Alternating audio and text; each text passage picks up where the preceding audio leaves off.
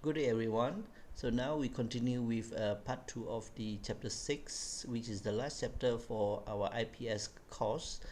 And we still have 4 remaining protections to be discussed in this part 2, which is the capacitor bank protections, transformer protections, motor protection, and the generator protections.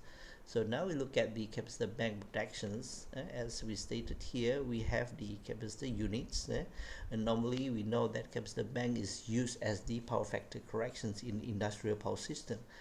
And how are we going to protect these capacitor elements in this case? So for example, we have 4 steps of the capacitor bank. This is so-called 4 steps. 4 steps of the capacitor bank.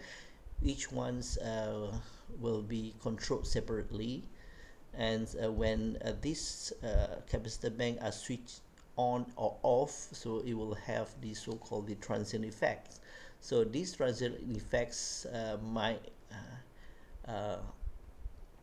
might be the currents or the voltage transients. It's either one.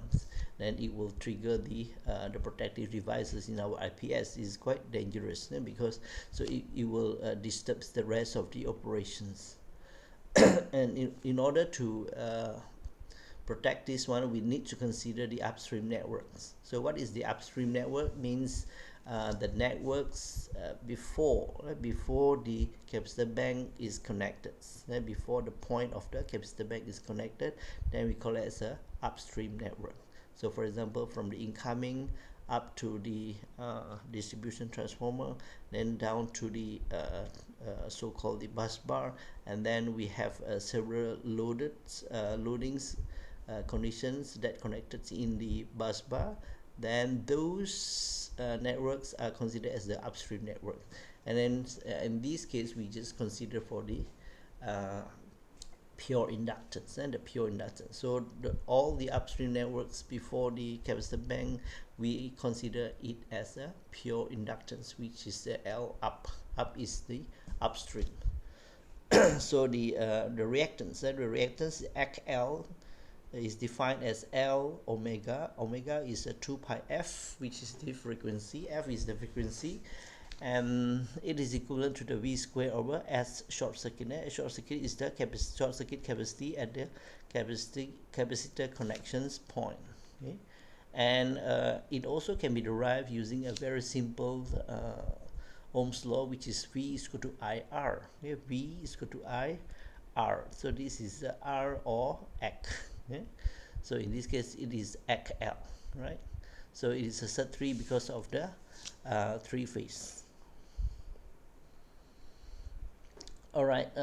Beside the upstreams network, we also have a little bit of the switching devices or the cables that connected between the capacitor bank and our networks. Okay, so normally we use maybe the contactor, the circuit breaker, the switch itself, or a little bit of the cables that join the capacitor banks to the networks. And these all switching devices, we call it as the a very minor, very minor of the additional L. Okay, so that's why normally we just ignore it. And this is a very minor L inductance, a very small inductance. So for example, so if we have the contactor, that means we can consider this contactor as a pure inductance of about 0.5 microhenry per meter, or cables, or cable also could be one of the switching devices here, right? This is considered as a switching devices. And if we transform this one into the ohms per kilometer, then we realize that it's only 0.1571 ohms per kilometer. Okay, so how to transform from this to this one, I think you guys are very familiar. Okay? So it's just using the 2 pi fl, okay? 2 pi fl, and then you just change from meter to kilometer, which is multiplied with 1000. Then you can get this figure, right? So anyhow, what I wanted to highlight here is these switching devices, right? No matter it's a contactor, circuit breaker or the cables, so it will give a very minor effects on the inductance, so that's why normally we just ignore it. So we look at the expressions of the peak in rush current, right? Normally when we energize the capacitor bank, so there is a peak in rush current. Peak in rush current means is the first peak, right? Is the first peak of the waveform. So the inrush currents of this capacitor banks is defined as like this one. This is a square root of 2 over 3 Vn, and Vn is the nominal phase-to-phase voltage, and multiply with the square root of C divided by L up plus L.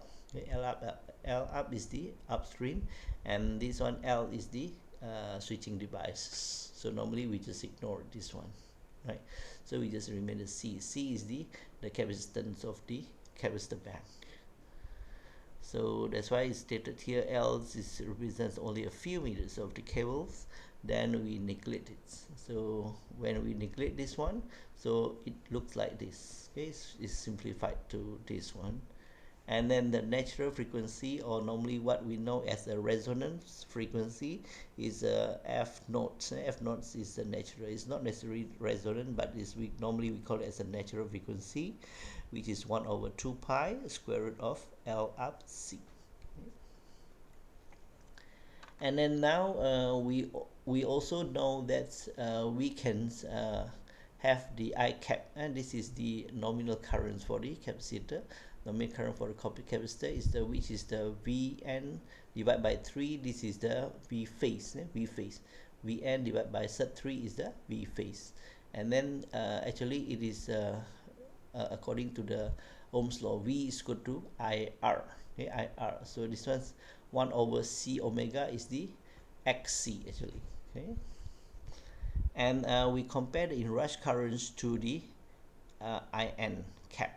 Okay, which is the nominal current of the capacitor, and then we realize that we can simplify the equation further like this one, right? And then we know that L omega is equal to V square over S, right, short circuit, and at the same time this is actually is the XC, the XC actually is the V square over Q. Okay, XC is equal to 1 over omega C, or is equal to the V square over Q. Okay, so that's how we can have these equations. And with these two equations, now we replace the L and C. Okay, using this one, L is from this and C is from these equations. Okay, so now we substitute into this equation again, then we get the ratio, and this is the ratio. Now is the I rush divided by IN is the ratio. That means how many multiplications of the inrush current as compared to the nominal currents. Okay? Then maybe it's 40 times of the nominal current or 50 times of the nominal currents. Okay? And finally, we can summarize, or we can get this, okay, after we substitute the L and the C into here, so we can get the ratio. It's like this one, and F naught is equal to the F S short circuit divided by Q. Okay? So this one also we can substitute into this one, right? Okay, if we take one example here, we have a fixed 250 kVAR bank, and this capacitor bank, with the capacity of 250 kVAR, and the voltage, phase-to-phase voltage is 5.5 kV, and it feeds a network with the maximum short circuit power, and the short circuit capacity of this network is 250 MVA. So now we can calculate it. We can calculate how much is the inrush current ratio. So first of all, we can calculate for the C. C is equal to the because this one is 1 over, actually is 1 over omega C. 1 over omega C is equal to the V square over Q. Okay, so we just get the C here. So the C here is the This one is the S. Okay, S. Oh, sorry, it's not S, it's the Q, right? It's the Q, because what we want is this one, the Q. So the Q is 250 kVAR. So it's 250 kVAR here, divided by, this is the voltage square times this is the omega. Omega is 2 pi F. So F in this case is 50 Hertz. So we obtain the C is 26.3 microfarads. And same to the L, so we can get the L's is 385 microhenry. Okay, so just use a very basics equation here then in order to find the L. Okay, now we compare the ratio, the R, compare the I rush to the IN. So we just substitute the C and L into here, then we obtain it is 45. 45 means the inrush currents compared to the nominal currents of this capacitor is 45 times. Okay, so this is quite huge increments. And the nominal, why we need to have this so-called the natural frequency, because we just wanted to know whether it is near to the resonance to our harmonics or not. In this case, for example, when we substitute the L and C, we obtain is 1582. So 1582 is very near to, you just divide by 50. So when you divide by 50, so if roughly very near to the harmonic order of 30. 30. So that's why we must check this one in order to avoid any resonance happens when we have the harmonics content in our IPS. Okay, this is some of the protections recommendations using the standards. So for the capacitor banks, it's normally overloads, allowable overloads is 30%, and due to the tolerance, when you buy the capacitor bank, so of course it has the tolerance. It's stated that plus minus 5% or etc. Okay, but IEC standards allow up to 15% of this tolerance, but normally we just take 5% only. Okay, that means 5%. So the total cumulated effects is 1.3 is the additional of 30% here. Okay, additional 30%, and 1.05 is additional of 5% of the tolerance, and then the cumulated effect is 1.37 times. So why we need this 1.37 times value? That we see here. Okay, because we need to set the circuit breaker. Okay, we need to set the threshold for the circuit breaker. So in this case, the circuit breaker protections, we can set it as 1.37 of the I nominal, I nominal of the capacitor. But for the fuse, we have to adjust it a little bit greater. It's about 1.6 of the nominal currents, because of the fusing factor and the fusing factor. So we try to avoid the fusing factor. Okay. Right, so that's about the capacitor banks. Okay, and now we look at the transformer protections. So the transformer protection is almost the same. It also have the transient, the transients over current beside the faults. So we have a lot more fault happens in the transformer and beside the transients. But anyhow, we can look at the transient first, the transients. So when we energize the transformer or de-energize the transformer, especially the de-energizations, so it will happen the transient and the transient overcurrent like this one. Okay, so that's why when we set for the protective devices, then we have to bear in mind this transient overcurrent. Okay? So we don't want the protective devices to be trips, and because of the transient overcurrents of the de-energization or energization of the transformer. So this is the I rush. I rush is the first peak. Yeah? The first peak is so-called the I rush here.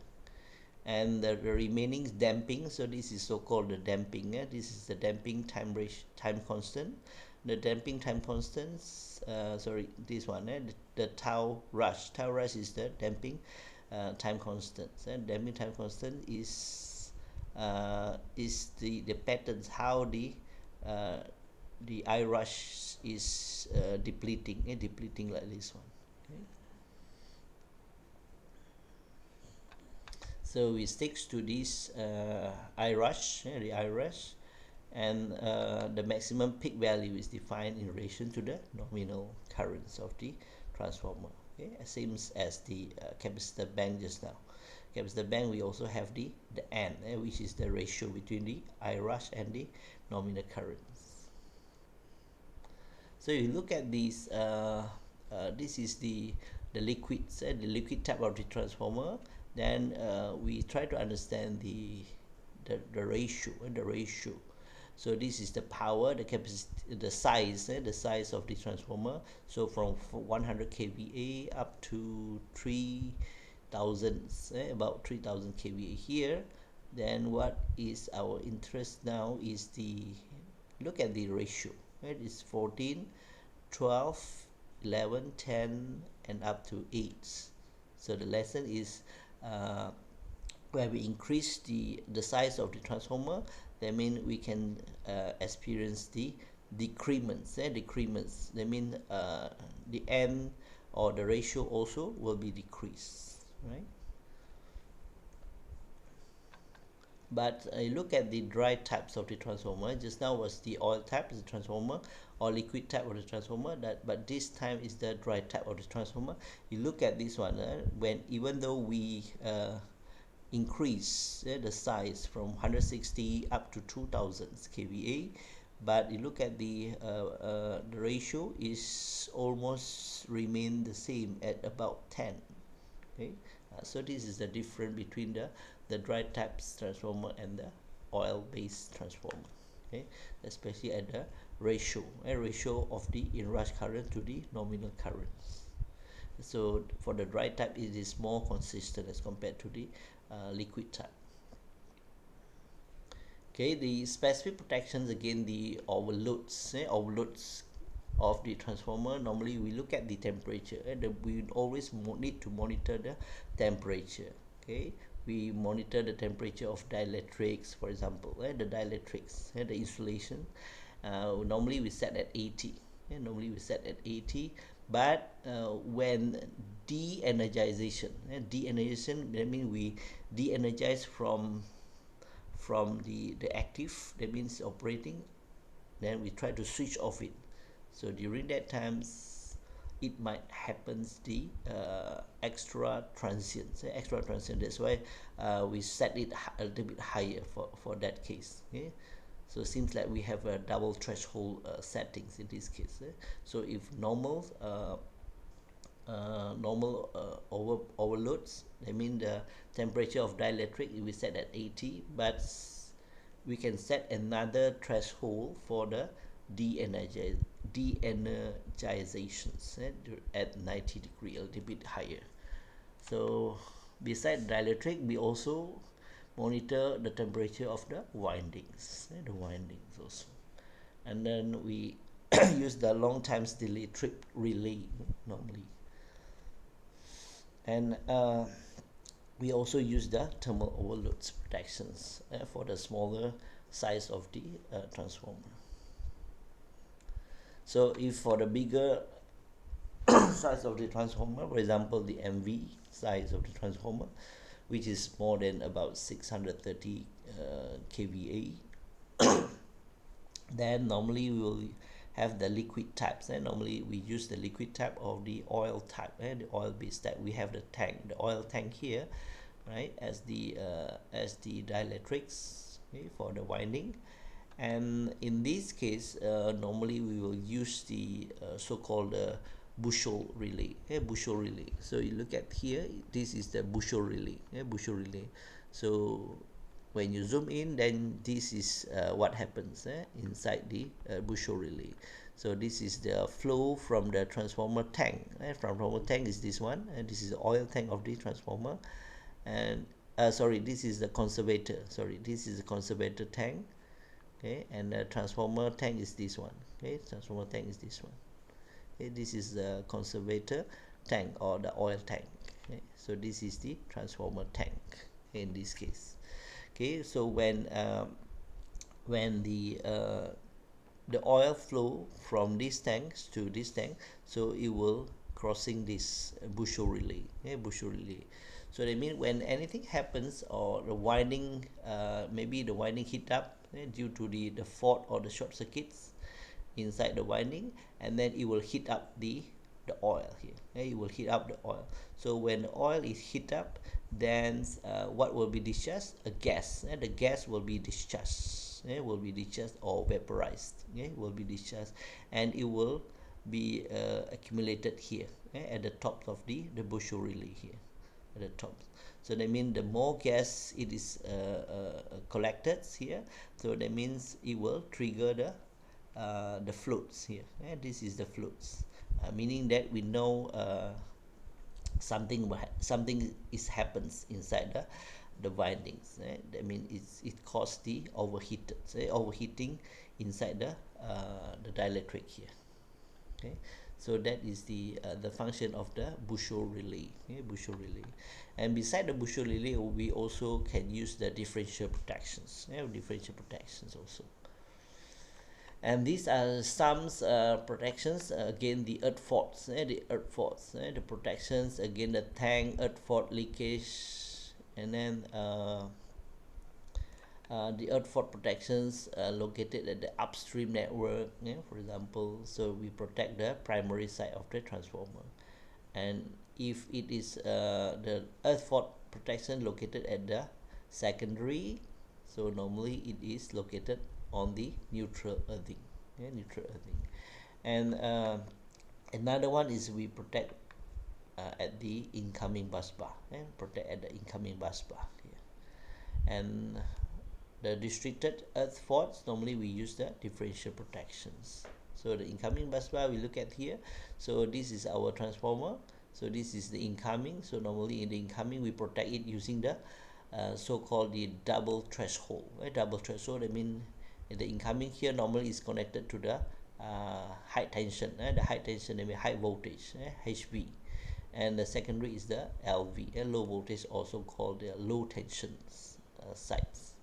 So what is the meaning of the double threshold? Means at this MV circuit breaker or the relay, we will have two settings. One is the smaller current, smaller fault currents. Another one is for the larger fault currents. So that means when the larger fault current happens, then the relay will trip. The relay will ask the circuit breaker to trip faster as compared to the normal fault current here. So that's why we call it as a double threshold independent time protections.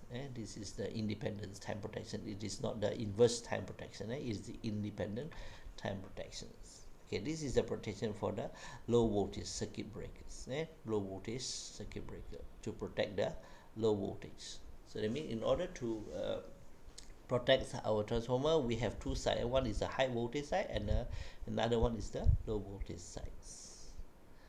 And for the high voltage side, so we have two. So that means it is a double threshold. One is so-called a high threshold, another one is so-called a low threshold. Okay, so later we just look at the diagrams. This one is a little bit messy here. So if you look at here, it's got a little bit messy.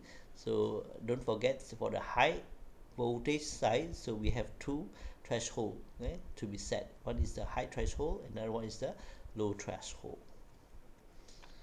Okay, so we directly go to these diagrams. So the red color here, the red color here is for the high voltage protections, and the blue color here is the low voltage protection. So of course we plot the time. So this is the tripping times, and this is the currents. The current could be the the maximum short circuit current at the high voltage side. So this is the maximum currents, and the minimum current is the ISETs at the low voltage side. And this is our nominal currents. Nominal currents. So this is nominal current, right? And in order how to differentiate the double threshold at the high voltage side. So you look at these two levels, okay, one level and another level here. Okay, you got two level, 1 and 2. Okay, so this is so called the high threshold, okay, because it is to protect against the high fault currents, high fault current. That's why we call it as a high threshold with the T high here, and this is a low threshold, okay, with the T low here, okay, T low, the time. So the tripping time is much higher as compared to the height here. Okay, so the height will trip faster as compared to the low one. Okay, so this is so-called the double threshold. So how to set the high threshold? So the high threshold is indicated by H sets. HV, this means it's for the high voltage. Okay, HV here is the high voltage, and for the LV, so like this one is the LV, low voltage, low voltage. So this double threshold is using the independent times delay, independent times delay. So that means it is independent of the time. That means the time is fixed. It's not like this one. Okay, so at the low voltage side, so we have one is independent times delay, and another one is the inverse time delay. So this is the combinations of inverse time delay and the independent time delay. Okay, so for the low voltage side. So for the inverse, that means it will trip faster. So when the current is increasing, for the low voltage sides. Okay, so of course between the high voltage and the low voltage we have interval. We have the interval, time interval. So the delta is the time interval between the high voltage and the low voltage sides. So how to set again? How to set the high threshold for the high voltage, high threshold for the high voltage, and we have low threshold for the high voltage. Okay, so to set these two. So for the high threshold, so it is set between the maximum short circuits at the low voltage sides. Okay, maximum short circuit at the low voltage side, and it should be lower than 0.8 of the minimum short circuit at the high voltage sides. Okay, so that is the setting, setting of the high sets. What about the low sets? The low set for the high voltage, it is sets between the ITR. ITR is the transient, the transient currents, and the transient current which is a little bit higher than the so-called the nominal current. The transient currents, as what we have seen just now, with the equation just now. So that is the transient currents. And it should be set between these transient currents and the 0.8 of the minimum short circuit current at the low voltage side, as seen from the high voltage sides, as seen from the high voltage side. So the minimum short circuit current is happen at low voltage side, but it is detected at the high voltage side. So this is the meaning of the LVHV here. Okay, so this is the setting, and this is the explanation or the meanings of these abbreviations. You can look through it. And another one is the differential protections of the transformer. And differential protections implied by the names differential. Of course, we know that the transformer having two windings, so one is a primary and another one is a secondary winding. So the difference between these two, the difference of the current flowing inside these two winding, we call it as a differential protections. So that means the function of differential protection is depends on the so-called the current entering, current entering the protection zone, and the current leaving the protection zone, the protection zone. So normally it is calculated in percentage. So let's say we say it is 15% slope setting. 15% slope setting. That means we know that once the entering currents and the leaving currents, that means the difference between the entering and the leaving is more than 15%, then it will activated the differential protections. So that means it will trip, right? So that means if less than 15%, then it should be okay. So in this case, okay, so the 15% means the difference between the entering current and the leaving currents. As what we can see here, this is our transformer, and this is a transformer. So the primary is connected in the delta, and the secondary is connected in the star to the ground, star to the ground here, star to the ground.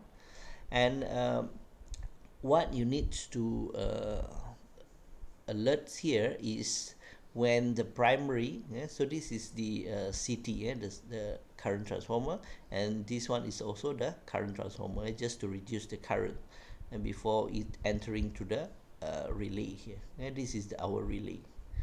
So this is a CT at the primary, and this is a CT at the secondary.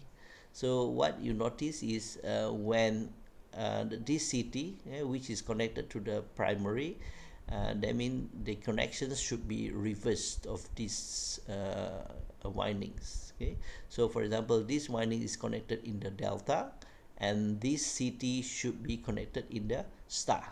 Okay, it must be opposite. Okay, so for example here, so this secondary winding is connected in the star, and this CT is connected in the delta. Okay, so in order to compensate back the currents. Okay, so another one is we need to understand is this IC, IB, IA here is the phase currents. This is the phase currents at each phase, and this one is the line currents. It is different. It is different in the delta, but it is the same in the star connection. The star connection having the same phase current and the line currents, but in the delta is different. So for example here, so what the CT detected here is the IC minus IA, so which is the IC here minus the IC here, the IC here minus the IA. Okay, so this one. So here in the relay we have two things.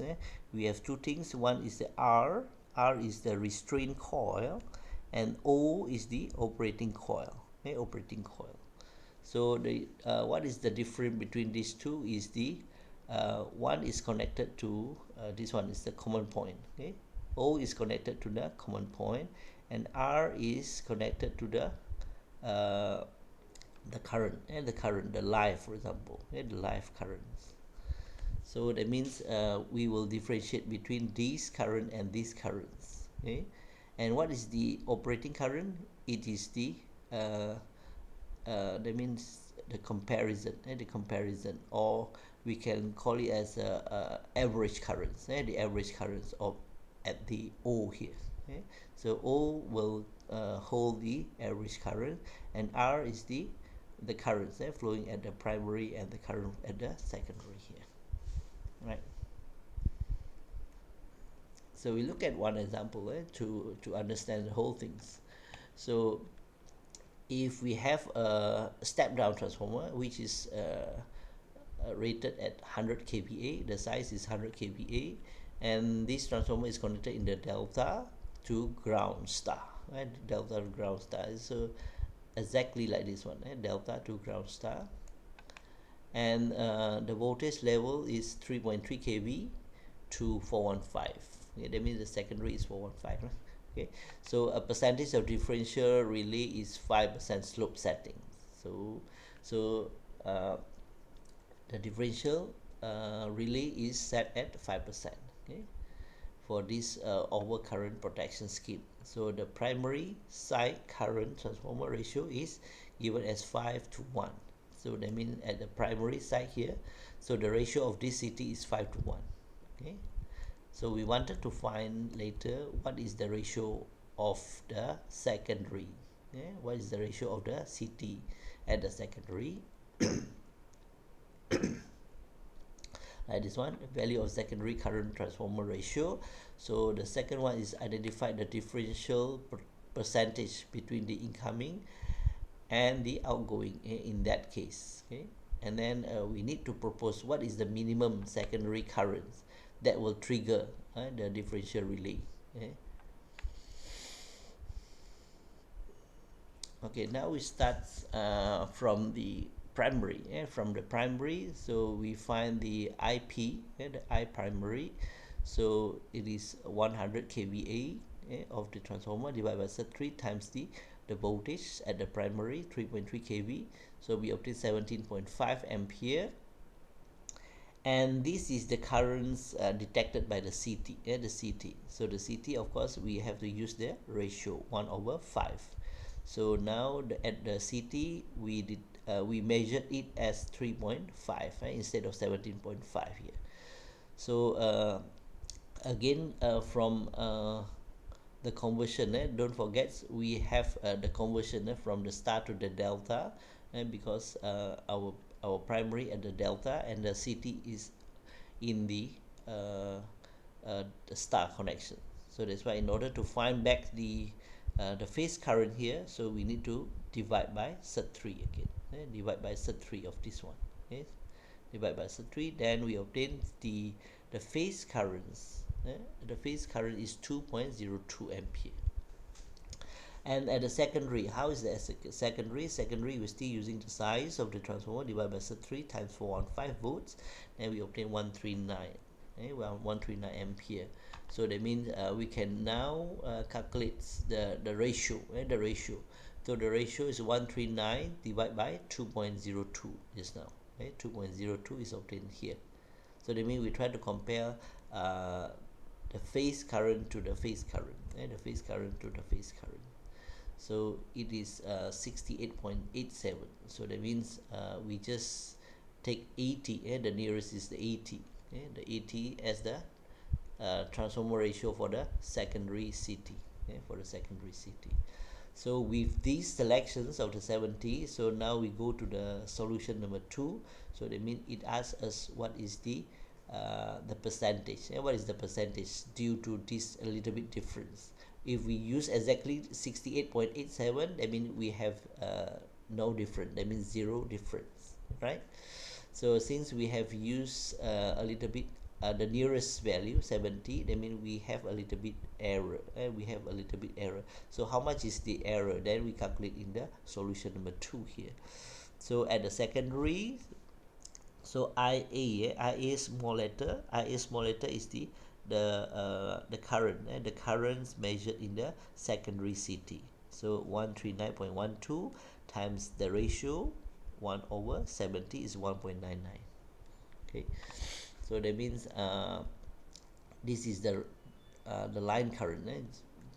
Previously this one was the phase current. The phase current. So don't forget the connection between the star delta. That means we need to compensate it back. So just divide by SUT3 here. SUT3, then we obtain 3.45 ampere. And at the O, the operating coil, the operating coil, then that means we know that it has the difference between these. It has the difference. 3.5 minus 3.45. This 3.5 is at the primary. At the primary. So 3.5 is at the primary, and 3.45 is at the secondary. Secondary. So that means between the primary and the secondary we have a little bit of the error, 0.05 ampere. And at the restraints coil, so we have the average. We have the average. So we have the average here. So the average is 3.5 plus 3.45, primary plus secondary divided by 2. It is 3.475. So after that we can get the ratio. The percentage of the difference is 0.05, 0.05, and divide by the average. So that means we have a little bit error, 1.44% here.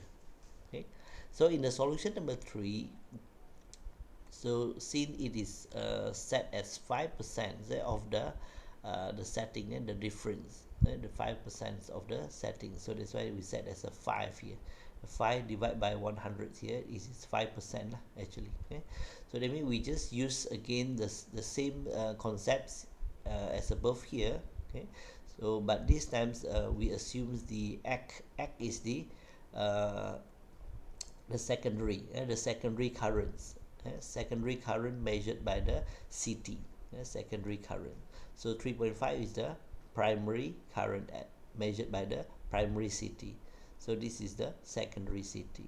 Okay, so we just use the same concept here. Same concept. This one, actually this one is this one. 3.5 minus here, actually this one, we don't know what is this. Divide by the average, and this is the average here, is equal to 5%. Is equal to 5%. So when we solve this X, then we obtain the X is 3.33 ampere. Okay, 3.33 ampere. This is the measurement of the secondary CT. So with that 3.33, we have to divide by SAT3, because this one we multiply with SAT3, then in the reverse we need to divide by SAT3. And don't forget, we have to multiply with 70 in order to find the exact currents flowing in the secondary winding. So it is 134.58. So that means if our secondary current is 134.58, then it will trigger the differential relay. The differential relay, which is set at 5%, which is set at 5% here, right? Okay, now we move on to the AC motor protections. The AC motor, we know that the AC motor is averagely, it is above 50%, 60% of the electrical consumption, electrical consumption in the industrial network. So most of the loads in the industry come from the electric motor. So that's why the consumption, average consumption is more than 60. It's about 70 to 75%, right? And that's why motor is a very important asset. It's very important assets, and how we are going to protect it depends on the plant process, and it depends on the plant process. However, it has the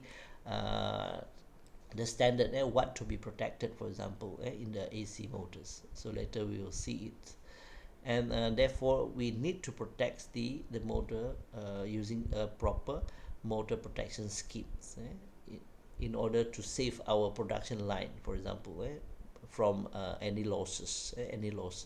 So that's why we need to protect it. So different applications of the motor will have the different protection schemes, right?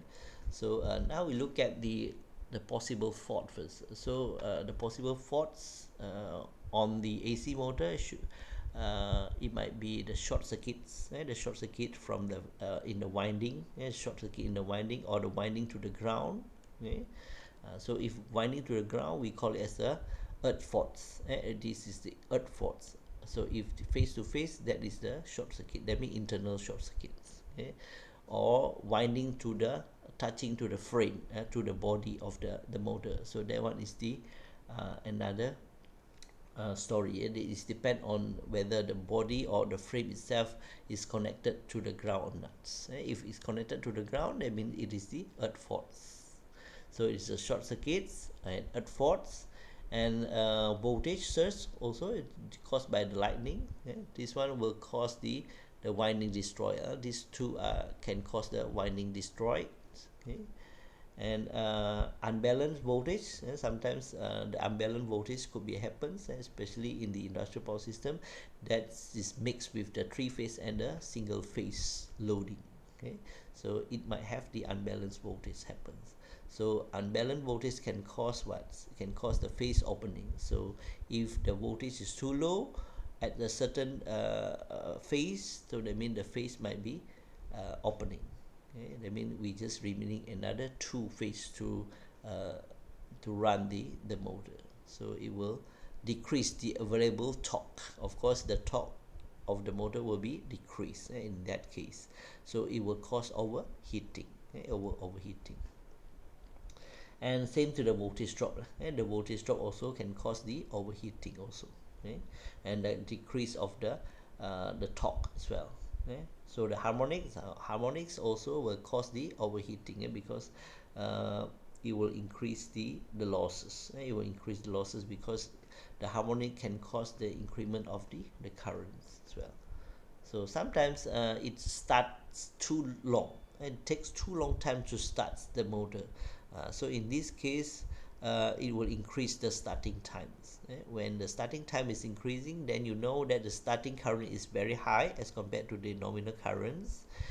Okay, then it will cause a huge excessive overheated condition in the motor. So the locking is the lock rotor. Lock rotor, that means the rotor is locked. It seems like it's locked or like jam. It's jammed due to the mechanical problems. So it will cause the overcurrents and overheating also. And another one is the overloads. So from these all faults, that means we can conclude that what we need to protect our AC motor is slopes. SLOPE, the slope. S is for the short circuit protection, L is for the lock rotor protection, due to the jam. So sometimes it's due to the mechanical problem. So our shaft is jammed. Then it will cause the lock rotor protections. We need the lock rotor protections.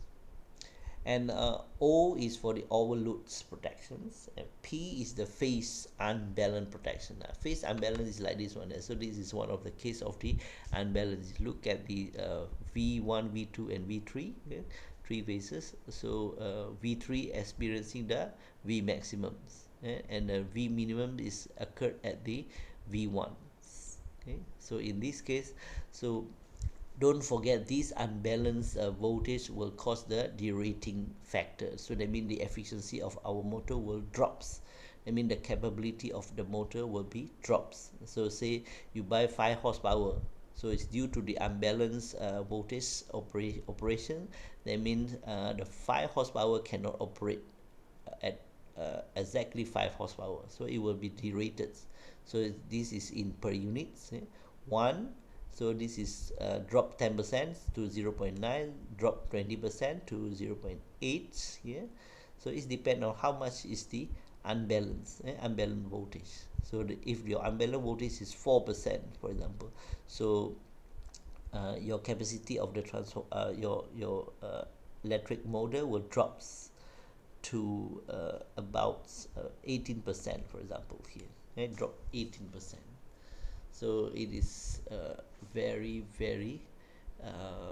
important to know this. Okay, and E of course is the earth fault protections.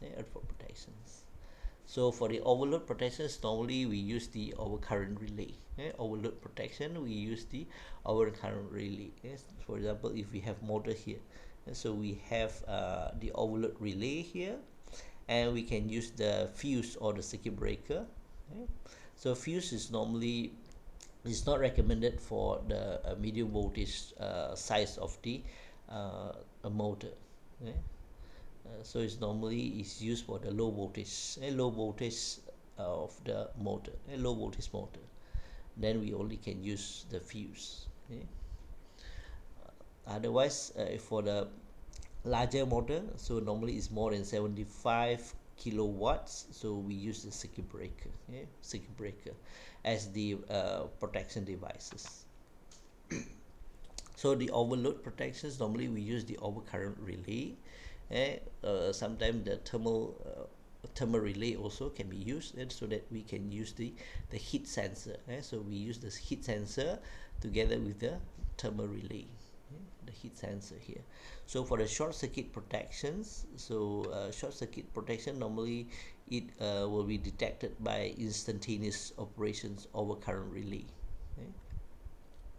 So you can use the fuse also, the fuse contactor, so the short circuit are cleared by the fuse as well. Okay. So we should bear in mind between the fuse and the, the, the circuit breaker. So sometimes we use both, fuse and the circuit breaker. So in that case, we should give a slightly time delay, to the fuse. That means if anything happen, the short circuit happen, the circuit breaker will operate first. If the circuit breaker didn't operate, then the fuse only will operate as a backup, protections here. Okay. So for the phase breaking or unbalance, phase unbalance, so normally we use the so-called the negative phase sequence components to detect. So this all can detect for the overload, short circuit, and the unbalance. Okay. So this is the illustrations of the Schneider Electric's thermal magnetics motor circuit breakers. Okay. And another two protections, which is earth fault and the lock rotor protections. So it for the earth fault protections, normally we use the so-called the longitudinal earth leakage protections. Okay. These earth leakage protections will it will compare the currents, that means the fault currents, between these two windings, these two windings for each phase, here, like this one. Okay, so that means it measure the or it compare the input and the output current of the same phase. Okay. And for the lock rotor protections, so it's due to the jam, at the shaft here, Okay. So it's maybe it's caused by the mechanical reasons, okay? And it can cause the overcurrent. It's roughly about the starting currents. It's about the starting current. So as a result, the lock rotor protection is necessary, since the overload relay sometimes have the excessively long response times. Okay. So you know that when lock rotor protection happens, so it is equivalent to the starting current, equivalent to the starting currents. Okay. So with that starting current of about 5 to 7 times of the nominal current, so it will cause the excessive overheating, So that's why we cannot rely on the overload relay, because the overload relay normally it will just only trips after the several set times, after several set times. That means the set times could be it depends on the application. It could be as fast as maybe 1 or 2 seconds, or sometimes it can up to 1 minute also. So that's why we cannot use the overload relay. So for the lock rotor, so we can detect it by the overcurrent relay. Then we set the value of this overcurrent relay less than the starting current, a little bit less than the starting current. Then you only can protect our motor from the lock rotor protection. So this is the configuration. After you have the protective devices, for example the circuit breaker, the relay, okay, and then you can set it. So how to set it? That means we call it as a configuration. Okay, for example, you have the fuse, you have the circuit breaker. So what is the relationship? So how the functional of this fuse and the circuit breaker? So that means how we set it, we call it as a configurations. Okay. And in this case, so we have the this curve. So these are the curve for the motor. This motor characteristic are 550 kilowatts, and the voltage is 3150 volts, and the nominal current is 130 ampere. So this is the starting current. The starting current is 5 times of the nominal currents, and the contactor used is the roll arc fuse type, the roll arc fuse type. and the fuse type is this one, fuse type. So we look at the some of the protections devices used in this case. They use the thermal relay. So this is the thermal relay, the setting. So of course this one is the tripping time. So the tripping time in minutes. So this one is 1 minute, 2 minutes in minutes. Okay. Lower here is the in seconds. In seconds. Okay. So it started from 0.01 seconds. 0.01 second, which is half cycle. If we are operating in 50 hertz, so it is means half cycle. Half cycle is 0.01 second here. So 0.02, 0.03, so up to 0.1 here. So this is 0.2, 0.3, 0.4, for example, up to 1 here. So this one is in the lock, in the lock format. And of course this one is the current. The current. So this is the current 130, for example. 130 is the nominal current. So 260 is the 2 times. So that means it's 2 and 2 IN. 2 IN is 260, and this is 5 IN. So this is time IN. That means 1, 2, 5, 10, 20 here is the multiple of the IN, multiple IN, or we call it as a K, K, multiple of the IN. So for example here 100 means it's 100 times the IN. And the thermal relay, we normally we set it during the cold times. So during the cold times, that means during the starting, so they mean the motor haven't start yet. It start from the cold. So after the motor is operating for some time, so that means we call it as a hot time. Hot time. So this is hot time, and this region is the tripping time, and this is the tripping time for the thermal relay, operating times, and this is the operating times. So for example here, so if we have 5 IN, 5N is the starting current, the starting current. So the starting current, so we can set the starting currents, it will trip only at 10 seconds. Okay, so if the current is lower, if more than 10, if after 10, before the 10 seconds, if the current is slowing down, right? Because normally when the starting current also just hold that means a few milliseconds only, a few milliseconds. Then after that it will ramping down. So before 10 seconds, so if the current is damping down, so that means this one will be resets. So that means we purposely set the thermal relay at higher tripping times, just to avoid the nuisance trips due to restarting. And another one is the positive phase sequence components. Positive phase, you look at this, you have two lines, one line here and another line here. So this line is the positive sequence, and this one is the negative sequence. Okay, so the positive sequence normally we set at 6 times of the nominal. So 6 times of the nominal here. So it's about 6 times, 5, 6, 7, 6 to 7 times of the nominal here. Okay, and the negative here we can set as low as 0.3 to 0.04. 0.4, for example. Here it's very tiny here. You cannot see it because here is 1. So the time delay is set at 0.6 seconds. 0.6 seconds here. It's about here. 0.6 seconds. Okay, so for unbalanced, normally it's set at 0.3 to 10. 0.3 to 10. So it depends on the applications. So for the balanced faults, so it's set 6 to 28 times. 28 times is here. So this is 28 times. Okay, so it's 28 times here. And the fuse only take actions beyond 15 IN. 15. Where is the 15? 15 here. So it only takes place at 15. So it's about here. Okay, so that's why this is the fuse region. This is the fused region. And the maximum currents, the contactor may have to break. This is the maximum current. After this current, so the contactor will be break. Once the contactor breaks, that means everything gone, right?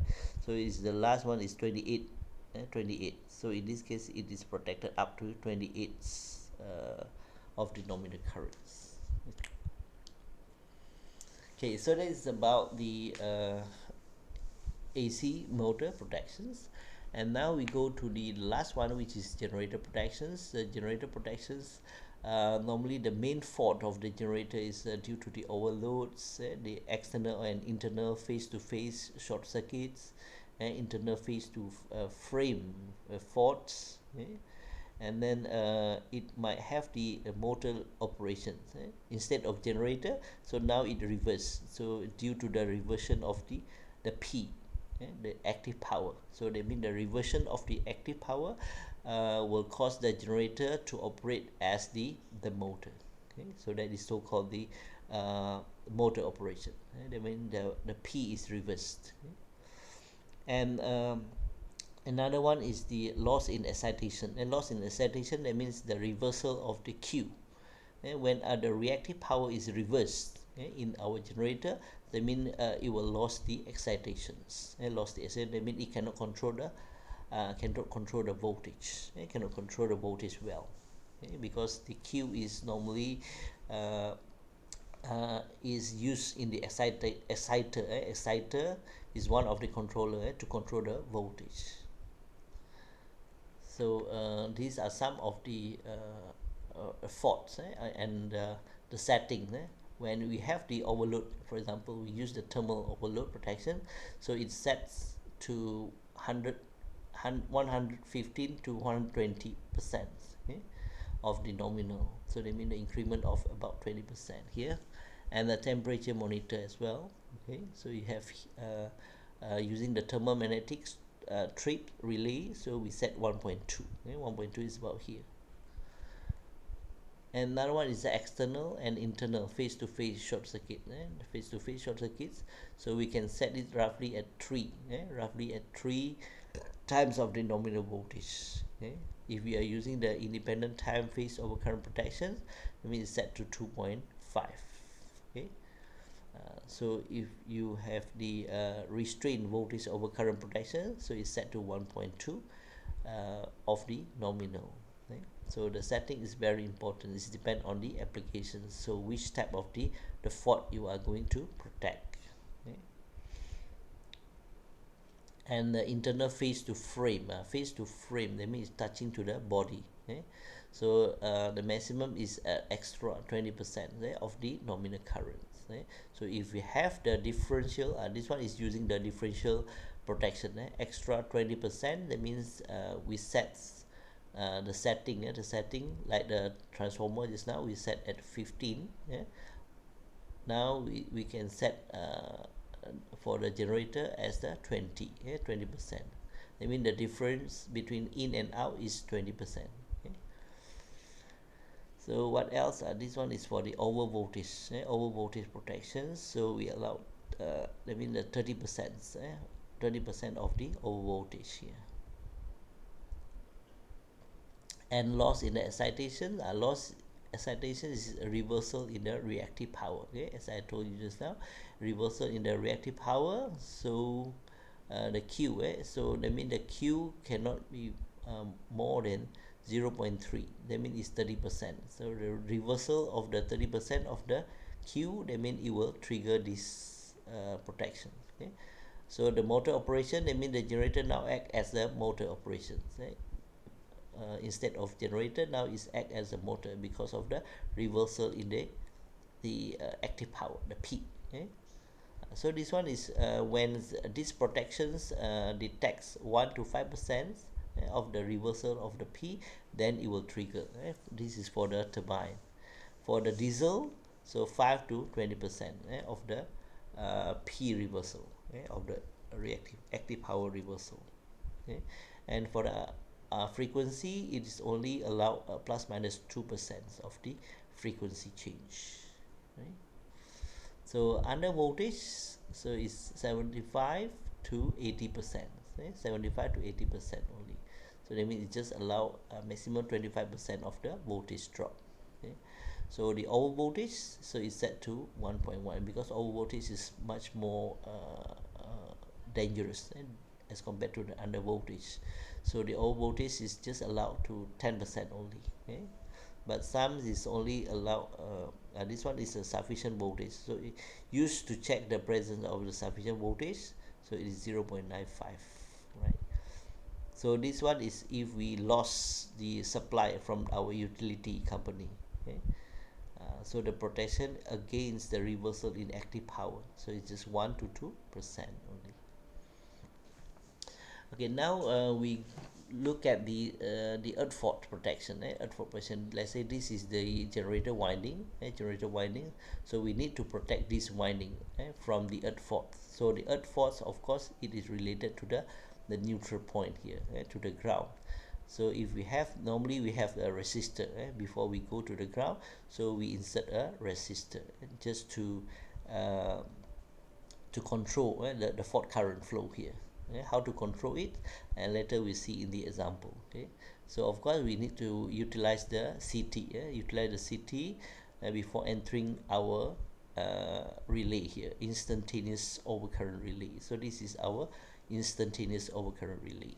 So this is the neutral CT. We have two CTs, one at the line, live, another one is at the neutral. So that means we make the comparison between these two. So the calculation, a little bit calculation on the maximum earth fault currents. So the maximum earth fault current, IF max, is the 3 times the E phase, E phase, right? So E phase, okay? That means this is the phase voltage, 3 times phase voltage divided by the impedance, the impedance Z1, Z2, Z3. This is the lifeline. This is lifeline, and this is for the neutral line. Neutral line, so 3 times the neutral line. But due to the lifelines here is very small, so now normally we just neglect it, and we just neglect it. Then we remain 3E divided by 3Zn. So 3, we can cancel out the 3, so that we just have the E divided by Zn. So the E phase also we can use the line to line voltage. Line to line voltage divided by 3 is the E phase. Okay, so that's why it's like this one.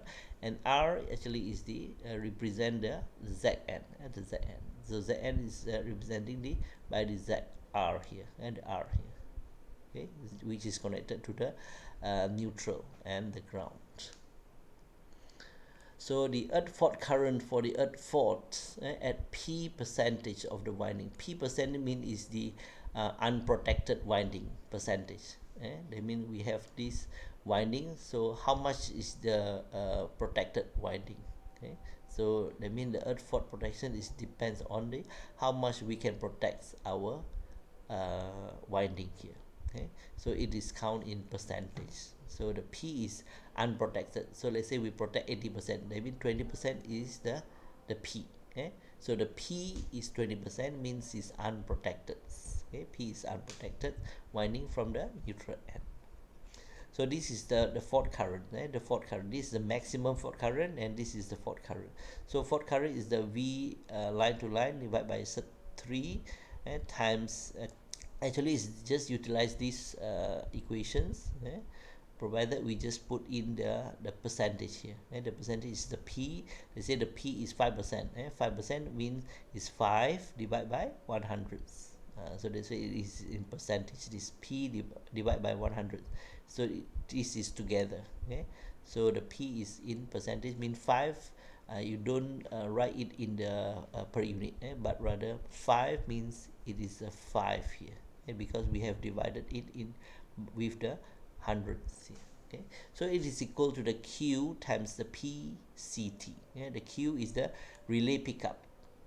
Relay pickup. So that means we use the relay, right? So how much is the relay pickup percentage? And the PCT is the at the primary ratings. Let's say we have 1000 to 5 ampere. So the primary rating is the 1000. So the PCT is the 1000 in this case. Okay, so we look at one example here. So I think the last example. So if we have 3.3 kV three phase, 10 MVA star connected alternator. Alternator is the generator. Generator protected by the earth fault relay. So having the pickup setting. So this is the pickup setting like just now. Okay, the Q. Q is the pickup setting, 5%. Okay, so the CT ratio is 1005. So the PCT is the primary, is the 1000 in this case. So if the neutral resistance limits the maximum earth fault current to 25% only. Okay, so that means we use the resistance Rn just now to limit the earth fault currents. So in this case we limit the earth fault current to 25% of the full load current only. Okay, so that means only 25% of the earth fault current can flow as compared to the full load current. That means 25%. That means the earth fault current uh, is limited up to 25% of the full load current only. Okay, then we need to determine the value of the resistor. What is the Rn? Okay, and the percentage of the winding protected. Okay. Okay, look at the first one. Okay, the full load, and this is the full load current. Full load current of course is 10 MVA divided by 3 times the kV. Okay, is 1749 ampere. So the maximum fault current is 3.3 kV is now 3.3 divided by 3 times the R, and then we just allow 25% only, and 25% of the full load current as our earth fault current, as fault current as stated here. 25% of full load current as the maximum earth fault current. So that's why this is 25%, and it's equal to 437 ampere. So with these we can find the Rn. So the Rn in this case is 4.36 ohms. That means we, in order to limit the earth fault current to 25% of the full load current, that means we have to insert 4.36 ohms as our Rn. And thus the fault currents, the fault currents. So the fault currents, so how to calculate the fault currents? Like this one, the fault current here. So we can use this one and this one, right? So 3.3 kV times the P. So we need to find what is the P, and then set 3 times 100 together with the P here is the, and this is 4.36 is the R, and it is equal to, after we simplify this, and we notice that it is 4.37 P. Okay, so we try to solve this first. We try to solve this one, and then with the P, it's 4.37. So these are the 4.37. Okay, and is equivalent to the Q times the PCT. So PCT is 1000, okay? And this one is the Q is 5%, which is 0.05. Okay? 0.05, then thus we find the P. P is 11.44%. Okay? So P is 11.44%. So as I told you, P is unprotected winding percentage. Okay? Unprotected winding percentage. So the protected winding percentage, of course, is 100 minus the unprotected. That means we protect our winding as much as 88.56% in this case, right? So just now was 11% of the unprotected. Now we need to increase the unprotected to maximum only 5% only. Okay, that means unprotected is 5%. That means we protect 95% of the winding. Okay, so we can use very quickly. We can use the same equations of the I fault. I fault is 3.3 kV times 5%. 5% divide by 100, so 3 and R, and it is equal to the 50A. Where to find the 50 ampere? So 50 ampere actually is this one. Okay, so 50 ampere is the Q times PCT. Okay, so 50 ampere. So in order to increase the winding protections to 95%, so we need to insert 1.91%, 1.91 ohms of the R. Okay, so we calculate again the maximum fault currents. if we insert this R, so we found that the maximum fault currents now is increasing to 997.52. That means we allow more current to flow to the grounds as compared to just now. We only allow 437 ampere of the fault currents. Okay. So I mean, if we allow more current to flow to the ground, that means the more winding you can protect. Okay. So in this case, the full load, the full or the maximum fault currents, earth fault current is about 57% from the full load currents of the generator.